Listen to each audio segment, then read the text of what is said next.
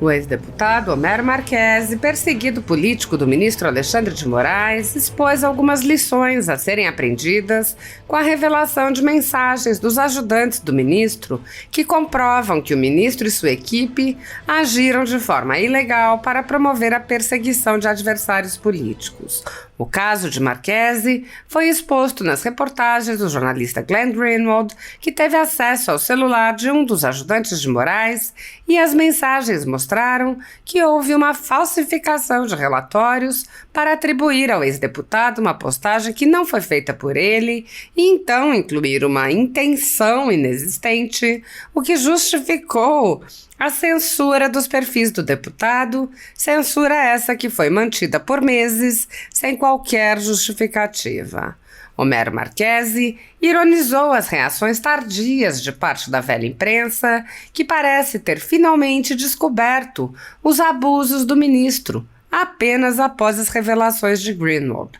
Ele disse: "Essa foi a semana da perda da inocência no Brasil para muita gente. Foi a semana em que muita gente acordou de um sono profundo para se preocupar, enfim, com o que acontece no Supremo Tribunal Federal." O ex-deputado expôs os motivos pelos quais muitas pessoas só se deram conta dos abusos agora. Ele disse: "Eu fiquei me perguntando por que demorou tanto tempo para muitas pessoas prestarem atenção no que acontecia. Afinal de contas, o inquérito das fake news tem mais de 5 anos, o que, aliás, é um absurdo por si próprio. E aí, eu cheguei a algumas conclusões. Em primeiro lugar, havia o interesse de muita gente em ver os seus adversários perseguidos. Naquela lógica de que o inimigo do meu inimigo é meu amigo, muita gente, portanto, além desse interesse, tinha o desinteresse em apurar ou ir atrás das denúncias que eram feitas sobre as arbitrariedades. Afinal de contas, quem estava denunciando não era alguém que a pessoa gostava." Marchesi explicou ainda que Moraes comete suas arbitrariedades sem qualquer resistência das instituições responsáveis, como o Senado. Ele explicou: "Foram testando os limites, não receberam resistência nem do Congresso Nacional, nem do Ministério Público Federal, nem da sociedade civil. E, portanto, se sentiram cada vez mais à vontade para adotar todas as medidas necessárias que eles queriam para perseguir aqueles que eles queriam perseguir." O ex-deputado esclareceu ainda que o ministro Alexandre de Moraes utilizou uma narrativa acusando os seus adversários do que ele próprio fazia. Marchesi disse: "Na verdade, o que você está percebendo agora, a narrativa empregada pelo STF era, na verdade, a ação que o STF adotava. Porque quem tinha gabinete do ódio, por exemplo, senão o próprio ministro Alexandre de Moraes, que combinava com seus acólitos como perseguir de forma mais eficiente os seus alvos. Quem é que tinha uma BIM paralela, senão o ministro Alexandre de Moraes, com aquele órgão no TSE, que funcionava como uma verdadeira espionagem da internet brasileira? Quem é que tentava abolir o Estado de Direito, agindo sem nenhuma imparcialidade, desrespeitando qualquer limite legal, num exercício puro e simples da força, que não eles mesmos?" Homero Marchesi apontou que a reação do ministro às revelações indica que ele não pretende diminuir em nada seus abusos de poder. O ex-deputado disse: "Ora, Alexandre, quem está desestabilizando as instituições republicanas do Brasil é o senhor e o STF, que estão utilizando há muito tempo uma estrutura pública para perseguir desafetos. Estão se valendo do poder estatal para agir com vingança. Ninguém está querendo fechar o STF coisa nenhuma. As pessoas querem que o senhor saia de lá, porque o senhor não é digno do cargo que ocupa. O senhor não aplica a Constituição." Marchesi afirmou: "E agora eu espero que a grande imprensa esteja percebendo o risco que é ter alguém como Alexandre de Moraes com os poderes que tem no Brasil.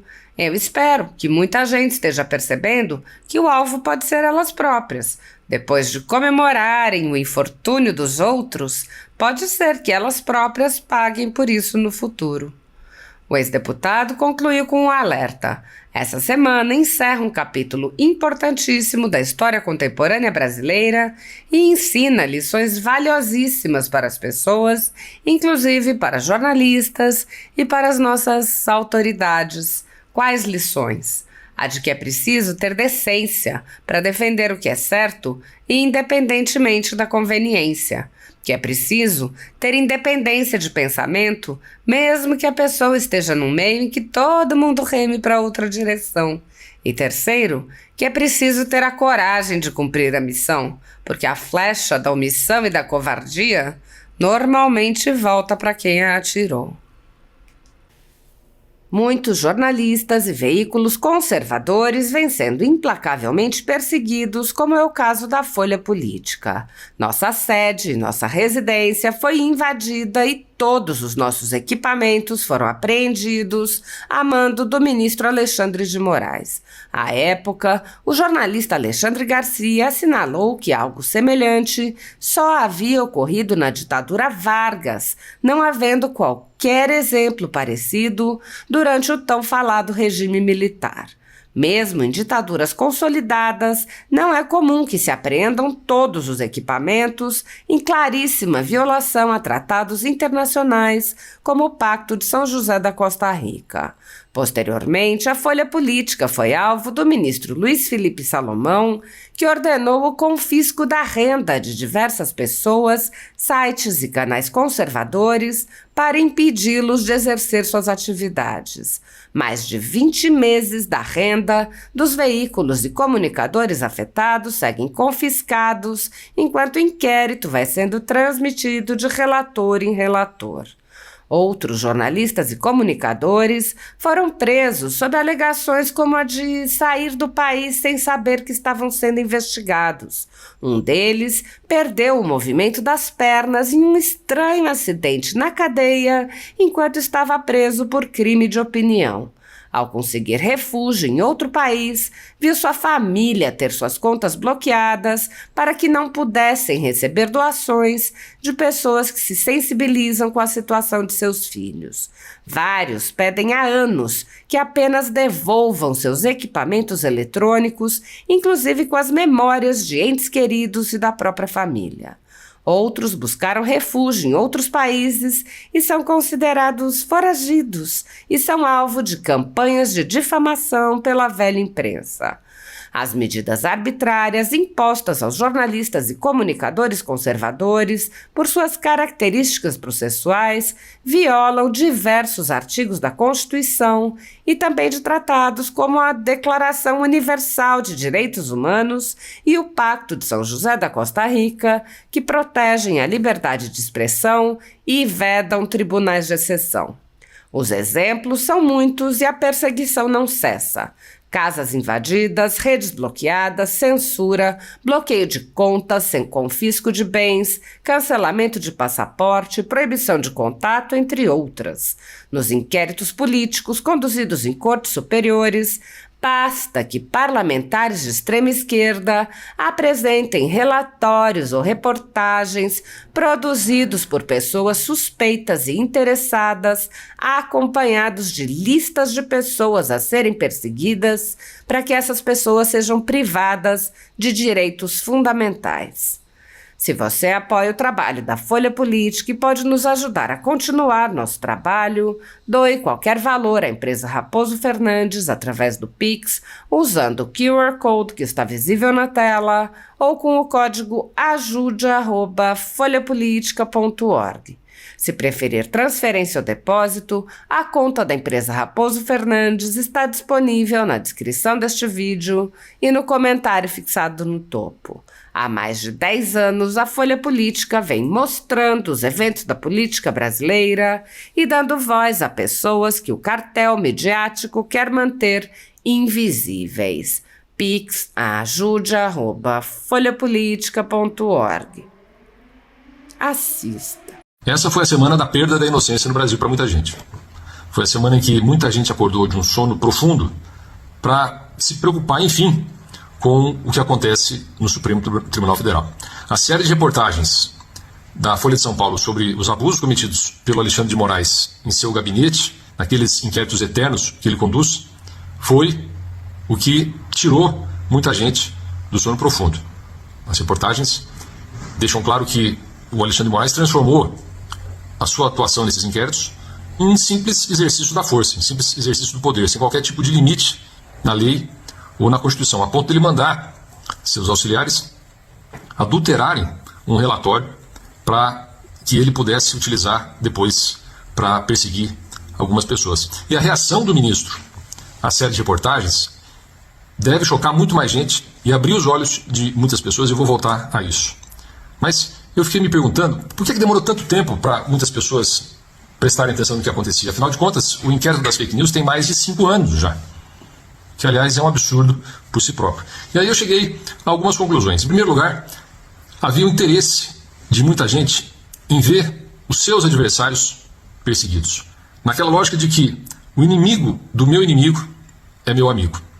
E muita gente, portanto, além de ter esse interesse, tinha o desinteresse em apurar ou ir atrás das denúncias que eram feitas sobre as arbitrariedades. Afinal de contas, quem estava denunciando não era alguém que a pessoa gostava. Em segundo lugar, o ministro Alexandre de Moraes e a STF foram muito competentes ao perceber, o que muita gente já percebeu ao longo da história, que não existe vácuo de poder.